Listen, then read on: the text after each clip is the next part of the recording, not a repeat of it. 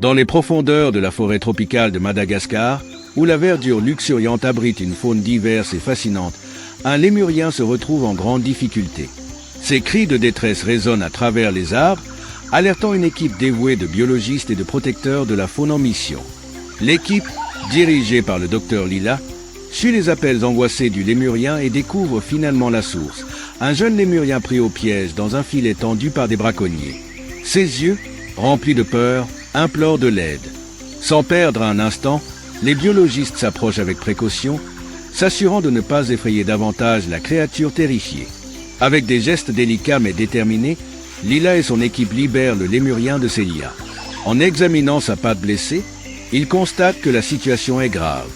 Le lémurien a besoin de soins médicaux urgents pour espérer survivre. Il place délicatement l'animal dans une cage de transport et se dirige vers le centre de réhabilitation le plus proche.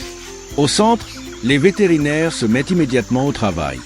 La patte du lémurien est nettoyée et bandée, et on lui administre des médicaments pour prévenir toute infection. Chaque membre de l'équipe travaille sans relâche, déterminé à sauver cette petite vie. Les semaines passent, et sous les soins attentifs des vétérinaires, le lémurien commence à retrouver des forces. Il s'habitue à son nouvel environnement temporaire et retrouve progressivement son énergie. L'équipe le nourrit avec une alimentation équilibrée et s'assure qu'il reçoit tout ce dont il a besoin pour guérir. Finalement, le grand jour arrive. Le lémurien est jugé suffisamment rétabli pour retourner dans son habitat naturel. Lila et son équipe le transportent avec soin jusqu'à l'endroit où ils l'ont trouvé. Lorsque la cage est ouverte, le lémurien hésite un instant, puis s'élance vers la liberté, ses bonds gracieux et joyeux témoignant de sa gratitude. Regardant le lémurien disparaître parmi les arbres, Lila ressent une immense satisfaction.